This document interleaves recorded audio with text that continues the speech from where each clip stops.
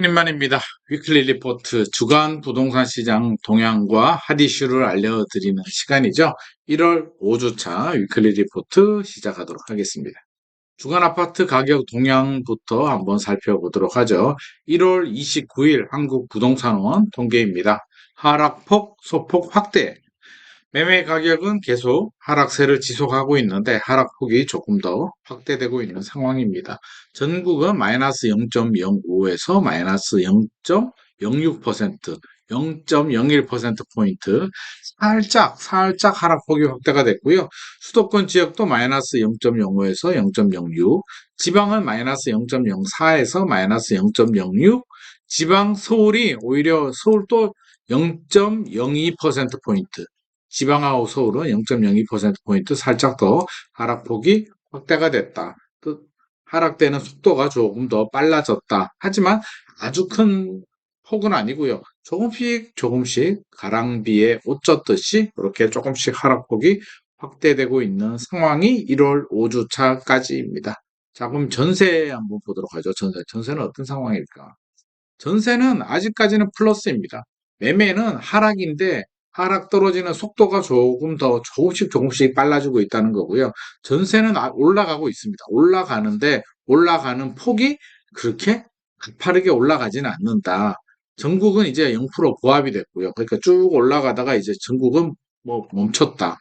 수도권은 아직까지 0.05%, 서울은 0.06%, 조금이지만 조금씩 전세 가격은 올라가고 있는데 지방은 좋지 않죠. 이제 마이너스 0.04. 그러니까 매매 시장은 서울, 지방, 수도권, 전국 모두 다 하락은 하락인데 하락폭이 커지고 있고 전세는 수도권, 서울 지역은 상승이다.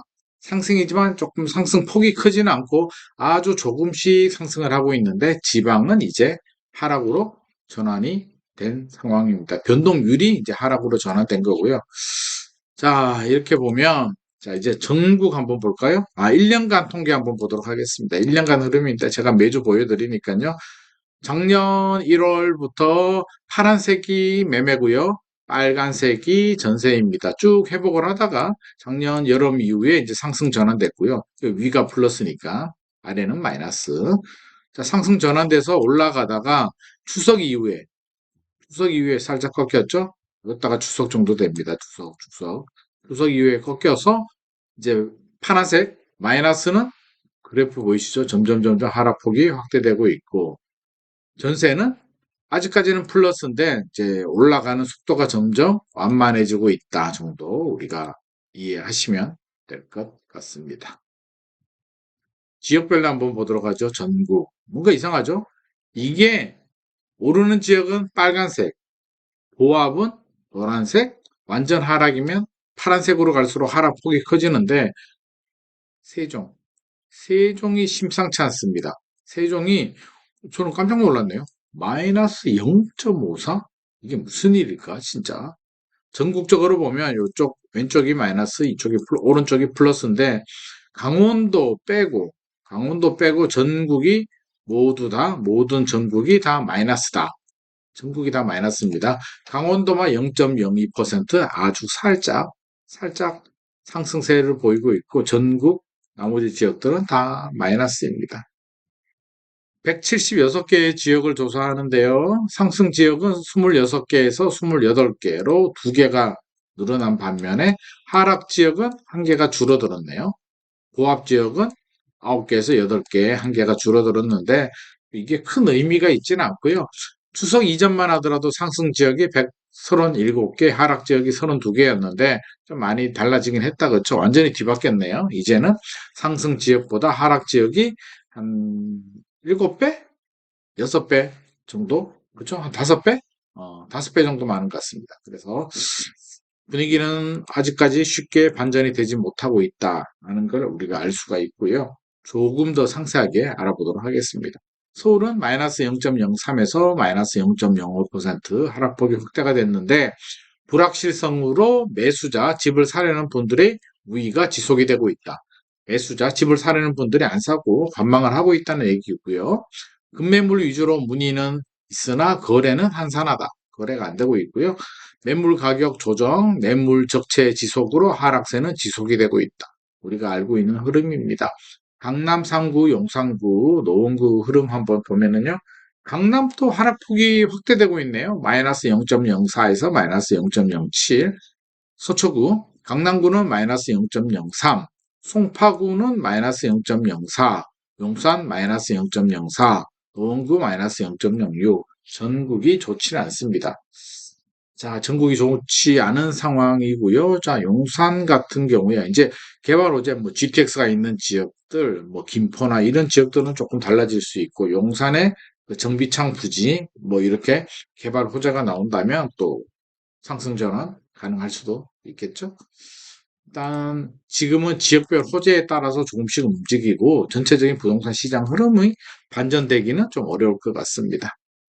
인천은 마이너스 0.03에서 마이너스 0.05 하락폭이 확대가 됐고요. 서구는 조금 올랐는데 중구, 미추홀구, 송도가 있는 연수구는 하락세를 주도하고 있습니다. 경기도도 많이 떨어졌죠. 마이너스 0.07에서 마이너스 0.08 점점 하락폭이 확대가 되고 있는데요. 고양시 덕양구하고 김포는 상승 전환됐다. 이거 GTX 힘인 것 같습니다. GTX. 김포의 GTX 노선, 지하철 5호선 또 이제 연장이 확정됐고, 또 GTX, D 노선, 뭐 이게 영향도 있는 것 같습니다. 덕양구는 행신동 이런 쪽이 좀 상승을 했고요. 조합 전환됐습니다. 오산, 동두천, 일산, 서구는 하락입니다. 그래서 지역별로 편차는 있는 상황입니다. 지방 한번 볼까요? 지방. 대전은 뭐 마이너스 0.01. 그나마 잘 버티고 있는데, 문제는, 야, 이 세종에 무슨 일이 있나요? 마이너스 0.09에서 마이너스 0.54? 뭔가 잘못되지 않았나? 제가 몇 번이나 봤는데, 이게 뭐 금리가 미친 듯이 올라가지고요. 불확실성이 증가가 되고 경제 위기가 오고 이런 상황도 아닌데 와 이렇게 확대가 될 수 있나? 신규 왜 그런지 원인을 보니까요. 신규 입주 물량 영향으로 매물이 적체되고 있고 산울동, 뭐 종천동 위주로 하락이 되고 있다는데 이런 지역들이 일시적으로 조금 문제가 있는 것 같습니다. 부산도 안 좋네요. 부산 마이너스 0.07에서 마이너스 0.08. 대구도 여전히 안 좋습니다. 마이너스 0.14. 대구, 부산 좋지 않습니다. 세종 좋지 않습니다. 대전 그나마 좀 괜찮은 상황이고요. 대전. 울산 또 뭐 마이너스 0.01이니까 괜찮고 광주도 마이너스 0.02니까 나쁘지 않습니다. 울산, 광주, 대전은 잘 버티는데 세종, 부산, 대구는 좀 지방에서도 많이 쉽지 않다, 많이 어렵다, 이렇게 우리가 알고 있으면 될 것 같습니다. 부동산 시장 흐름이 단기간에 쉽게 이렇게 반등으로 전환되기는 좀 쉽지 않을 것 같습니다. 신생아 특례 대출이라든지 이런 상품들이 나와서 이제 하락세를 막는데 조금 도움이 될 것 같기는 합니다만 여전히 어려운 상황이고요. 미분양이 늘어나고 있습니다. 미분양. 12월 통계가 나왔는데요. 이 국토부 월간 통계는 매월 말일날 발표가 됩니다. 세 가지가 좀 문제가 되네요. 하나는 미분양이 줄어들었거든요. 2023년 작년 1월 미분양이 7만 5천 호, 11월 미분양이 5만 8천 호까지 줄어들었다가 12월에 6만 2,489호로 다시 늘어났습니다. 7.9%가 늘어났는데 1.9%가 중요한 게 아니라 수위 자체가 그래도 미분양이 줄어들다가 다시 이렇게 늘어났다는 점이 첫 번째 우려하는 부분이고요. 두 번째는 수도권. 수도권이 계속 지방 미분양이 심각했는데 수도권이 2번입니다. 43.3%나 증가해. 경기, 인천의 미분양이 늘어나고 있는데요. 전체적인 미분양도 늘어나고 수도권도 늘어나고 세 번째 우려되는 점은 준공업 미분양입니다. 세 번째는 준공업 미분양, 악성 미분양이라고 하죠. 공사가 끝날 때까지도 미분양이 소진이 안 된 집들이 계속 늘어나네요. 매월 3.7% 이런 식 조금씩 늘어나고 있다. 이 세 가지 포인트는 좀 우려스러운 점인데 이게 12월 통계고요. 1월, 2월은 또 조금 기대를 한다는 거는 일단 신생아 특례 대출, 신생아 특례 대출이 1월 29일에 시행이 됐기 때문에 아무래도 거래량이 좀 늘어나면서 살짝 반등하는데 좀 도움이 되지 않을까 싶고, 일십 대책 발표됐었잖아요. 일십 대책의 영향으로 아무래도 많이는 아니지만 소폭 좀 투자 심리 회복에도 살짝 뭐 주택수 제외된다 그러고 하니까 살짝 도움이 돼서 12월보다는 1월 또는 2월 통계가 조금 더 개선되는 결과가 나오지 않을까 저 개인적으로 예측은 하는데 이게 대세 상승이 되고 뭐 다시 막 올라가고 뭐 있는 상황은 아니고요.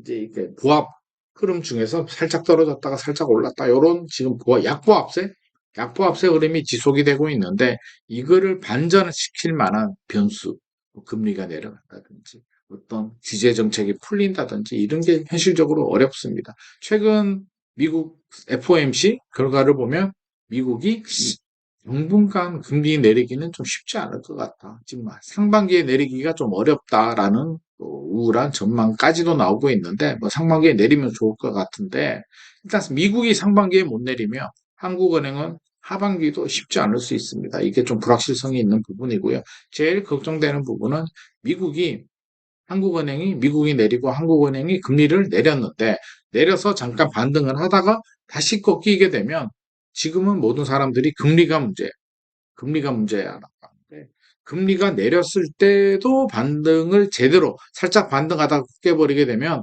어? 금리가 문제가 아니었나? 라고 하는 순간 굉장히 심리적인 충격, 위축이 될 수도 있기 때문에 그런 점은 우리가 조금 위험 요소, 좀 경계, 우려를 해야 되는 부분으로 보여집니다. 그리고 이번 주 이슈 또 메이플자이 이야기 안 할 수는 없죠. 많은 청약 물량들이 나오는데 신반포 사지구 재개발한 메이플자이는 3,307세대고요. 이 중에 162세대가 일반 분양을 하는데 로또죠. 3.3제곱미터당 6,800에서 7천만 원 정도 저렴하게 분양을 하는데 비싸다고요? 전용 5구가 이제 조합원들이 좋은 거 다 가져갔습니다. 그래서 전용 5구가 2층짜리 6세대밖에 안 나오는데 17억 4천 정도? 비싸다고 할 수는 있는데 주변 시세하고 비교해보면 상당히 저렴합니다. 주변이 반포자이, 메이플자이가 반포자이 위에 있는데요. 반포자이가 2008년에 입주한 아파트인데 지금 평당 1억 하거든요. 여기가 평당 7천이면 2008년 입주한 아파트하고 비교하는데도 가격 차이가 이 정도 난다면 이거는 로또죠. 그래서 서울시 2년 이상 거주하신 분들이 거주자들이 우선 대상이 되기 때문에 여기서 거의 판가름 날 것 같고요. 전입신고하고 입주자 모집 공고 날짜까지 2년 이상 거주가 되어야 됩니다. 그 점은 조금 더 주의가 좀 필요합니다. 부적격될 수도 있으니까요. 자, 오늘의 내용이 도움이 되셨다면 좋아요와 구독 부탁드립니다.